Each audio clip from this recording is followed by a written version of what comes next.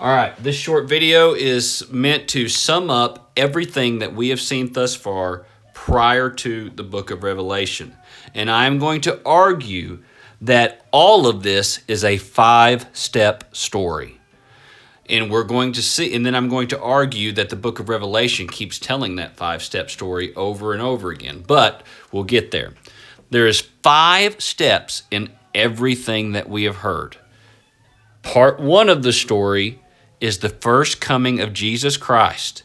And in this, we see Satan, because of the ministry of Christ, Satan falls like lightning, and Satan is, this is going to be my little handcuffs with a chain link in between. That is terrible. That looks like some smirking, crazy little face, right? Let's just write the word. So we see in the first part of the story, in the first coming of Christ, Satan falls like lightning, and he is in some sense bound. The second part of the story is pretty much the entire intervening age in here, right? In this part of the story, we see Satan, though he is fighting tooth and nail against the gospel of Jesus Christ, he is trying to deceive, he is trying to blind, he is trying to devour, he is restrained, right? In fighting with one hand tied behind his back because of the power of God. And so the gospel during this age, even though there is going to be martyrs, even though there's going to be suffering, even though there's going to be wars, the gospel is advancing as Christ reigns in heaven, sovereign over all things. That is part 2 of the story that we have seen. Part 3 of the story is that all this comes to a dramatic head when God no longer restrains Satan.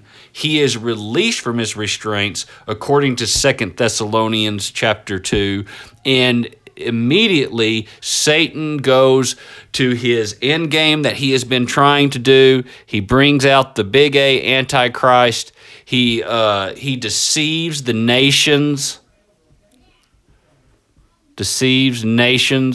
in their entirety, for everybody who does not know Christ, and he brings on a persecution of believers that is going to be horrific, and it is going to be brought to an end by part 4 of the story. Part 4 of the story, so we have the first coming of Christ, the age of the church, with all the details we said. Part 3 is when Satan is no longer restrained and unleashes his fury. And part 4 is when Christ returns and brings that to an end, and we see resurrection, we see judgment, we see eternal rewards in punishment, we see new heavens and earth are made, and heavens and earth, in all the things that we saw that Christ is going to do. Now, as we saw in one of our videos, premillennialist believes that the book of Revelation tweaks that end plan, but so far, before we get to Revelation, this is where we're at, a 5-part story, and part 5 is happily ever after, that we live joyfully with God in the new heavens and the new earth with no sin and no suffering forever and ever and ever. This is what we have seen. All the videos that I have shown you so far has been to build this one scheme. This is what we learned from Scripture prior to the book of Revelation, a 5-part story in which the first coming of Christ, Satan gets his tail licked and he is bound in some sense. Second is the gospel, this age of gospel strife and advancement, and the gospel is bringing people to resurrection life, I might add.